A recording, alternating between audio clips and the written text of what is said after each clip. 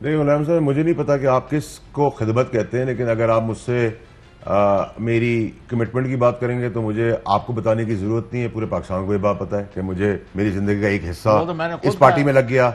अगर आप मुझसे राम हुसैन साहब ये पूछेंगे कि मैंने वजारत में क्या किया, तो अल्लाह की मेहरबानी है कि वजारत में वो काम 65 साल बाद हुई। क्रेडिट सारा मेरी टीम और इमरान खान साहब को जाता है, लेकिन क्योंकि इंचार्ज मैं था तो आज भी जो मोस्ट परफॉर्मिंग मिनिस्ट्री है उसमें सिक्का जो चल रहा है वो आबी वसाइल का ही है। जो डैम्स में हमने इनॉग्रेशन नहीं की, हमने डैम्स के पैसे अरेंज किए, डैम्स को स्टार्ट करवा दिया, कॉन्ट्रैक्ट्स अवार्ड हो गए, और वाहिद 65 साल का एक वजीर हूं। फिर मैं कह रहा हूं क्रेडिट सारा मेरी टीम को जाता है और वजीर आजम को जाता है, लेकिन क्योंकि मैं उस कुर्सी पे बैठा हुआ था उसका हिस्सा मेरे पास इसलिए लग जाता क्योंकि मैं हेड था उसका। ये वाहिद मिनिस्ट्री है जिसकी क्रेडिट रेटिंग इंटरनेशनली पूरी दुनिया में है। मुझे गवर्नमेंट ऑफ पाकिस्तान की सॉवरेन गारंटी की जरूरत नहीं है, मैं अपनी वजारत से बैठ के अपने मातहत डिपार्टमेंट के अंदर खुद गारंटी इशू कर सकता हूं। और आज भी जो यूरो बॉन्ड आ रहा है वो पाकिस्तान की हिस्ट्री में पहला बॉन्ड है जो इतना वाइब्रेंटली लाइन लगा के लोग खड़े हुए। और मेरे प्रोजेक्ट्स के अंदर, कोई प्रोजेक्ट के अंदर, हर प्रोजेक्ट के अंदर सुप्रीम कोर्ट है, हर प्रोजेक्ट के अंदर नैब है, हर प्रोजेक्ट के अंदर मिनिस्ट्री, हर प्रोजेक्ट के अंदर डिपार्टमेंट है। हम ओपन तब भी थे, आज भी है, और मैं शुक्रिया भी अदा करता हूं अदालतों का कि उन्होंने डैम के मामले में बहुत पाकिस्तान के लिए वो काम किया जो यूजुअली कोई दुनिया में लोग नहीं कर सकते। 249 की यहाँ पे बात है। देखिए आपका हल्का था, देखिए आप उसमें मुतहरक नजर भी नहीं आए। देखिए साबिर और हल्का भी हार गए। साबिर साहब देखिए मेरी बात सुने, हार को एक्सेप्ट करना चाहिए, नंबर एक।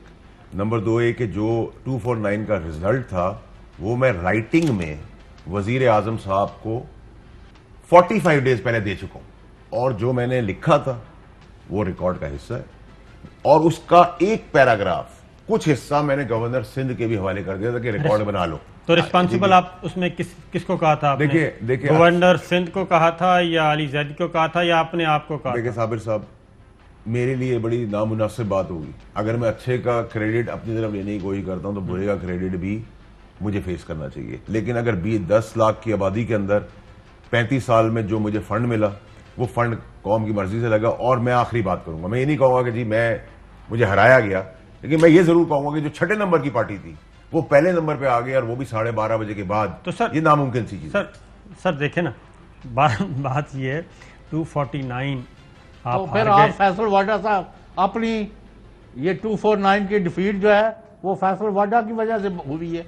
आप इलेक्शन कैंपेन में भी नहीं थे ना, आपको रोका गया था। मैं आया तो मुझे इलेक्शन कमीशन का नोटिस आ गया, ठीक है, जो मैंने, और मैं तो अभी भी आपसे कहूँ, देखिए अगर मैं ये बात कोई ये जितने भी वोट पड़े या जो भी हम बने हैं वो अल्लाह ताला की रहमत अपनी जगह के ऊपर बेशक है, माँ बाप की दुआ है, लेकिन वसीला हमें किसी ने वोट नहीं दिया। हम तो काउंसलर का, मैं तो बड़ा फखरिया बोल सकता हूँ, मैं काउंसलर का इलेक्शन में जीत सकता था। मेरे ऊपर मोहर थी इमरान खान साहब की, उनकी ईमानदारी की, उनके विजन की, मुझे उन्होंने लोगों ने वोट दिया, और आज भी जहां मैं खड़ा हूंगा मुझे फिर उम्मीद है कि मुझे वापस जीत मिलेगी। ये जो वोट बैंक गिरा है इसका जिम्मेदार कोई 3 वजूहात क्या थी? क्यों आपको वोट नहीं मिले? पीटीआई को वोट क्यों नहीं मिले?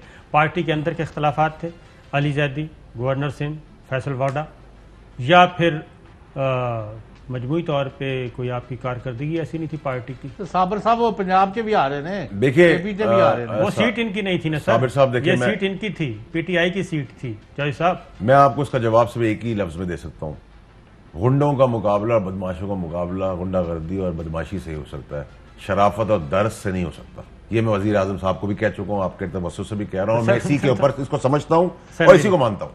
फैसल वाडा साहब, ये जो नैरेटिव है ना, अगर हम इसको ले लें कि इस तरह, तो फिर इसका मतलब है कि पिछला इलेक्शन और आइंदा इलेक्शन वही जीतेगा जो गुंडागर्दी में बेहतर होगा। सर आपने कभी, आपकी तजुर्बा मुझसे बहुत ज़्यादा है, राम साहब का भी बहुत ज़्यादा है। सर मुझे एक बात बताएं, कभी आपने सिटिंग हुकूमत को इलेक्शन हारते देखा है? तो ये तो क्योंकि प्राइम मिनिस्टर इमरान खान उस नजरिए का, उस जर्फ का आदमी नहीं है जो जर्फ के लोग हमें इस मुल्क के अंदर मिले, जो लूटते हैं, भागते हैं, फिर आते हैं, फिर कुर्सी पर आते हैं।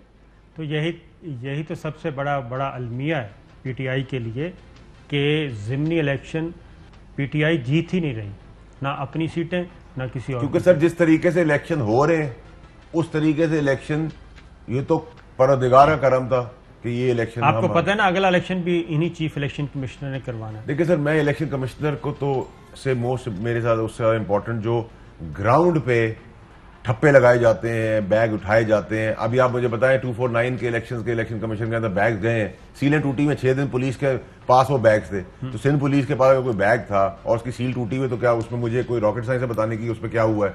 और 12:30 बजे का रिजल्ट सारे बदल गए। एक लीड जो 6ठे नंबर पे थी ये पार्टी, पीपल्स पार्टी। आपके असेसमेंट में किसने जीतना था 249 में? देखिए जो मुकाबला था वो हमारा और नून लीग का था। नून लीग का था, ठीक है, क्योंकि ये सीट तो पहले इंपॉर्टेंट थी नहीं, ये तो सीट तब इंपॉर्टेंट बनी अल्लाह के वो फजल से तो जब शहबाज शरीफ और मैं ग्राउंड पे आए, जीती थी। वरना तो इस सीट पे कोई आने को तैयार नहीं था और ये सबसे डिफिकल्ट एरिया कराची का। लेकिन इस मैं आपको भी कह रहा हूं कि अगर आप एक न्यूट्रल एनालिसिस कराएं तो जितना प्रोपेगेंडा और या परसेप्शन क्रिएट गई उतने ये बुरे हालात हैं। इलेक्शन कमीशन ऑफ पाकिस्तान का ये ट्वीट है, डिलीट कर दिया उन्होंने। डिलीट कर दिया। तो ये क्या हो रहा है? जो 65 साल से हो रहा है। यानी कि वो आपकी बात क्यों नहीं मान रहा? EVM की ऑर्डिनेंस जारी कर दिया है, इलेक्शन कमीशन ऑफ पाकिस्तान उसको फ्रॉड कह रही है और फ्रॉड कहने वालों के जो प्रोग्राम है वो ट्वीट कर रही है। और साबिर साहब मैं किस और होऊंगा? यहाँ तो ऐसा भी हुआ है कि अकाउंट्स में पैसे आ गए और शहबाज शरीफ बाहर है, मुल्क से जाने को तैयार है। ये एक अजीब ही मुल्क के अंदर तमाशा आपने कभी देखे? एक आदमी 3 दफा मुल्क से भागा है, मफरूरी काटी नवाज शरीफ ने और वो फिर वापस आया, फिर वजीर आजम बन गए। तो मुल्क के अंदर मेरे तो कसूर नहीं है ना। चले सर, वो तो है ना, ये तो आपके अंडर है ना सर। हमारे अंडर काश हम बाकियों की, तो मैंने आपसे कहा ना, इस मुल्क को चलाने के लिए, इस गुंडागर्दी को खत्म करने के लिए पहले गुंडागर्दी करनी पड़ेगी, फिर गुंडों के बाद आप फरिश्तों को लाएंगे। तो हम प्राइम मिनिस्टर फरिश्तों को चलाना चाहते हैं, सामने लोग गुंडे, कैसे चलेगा मामला?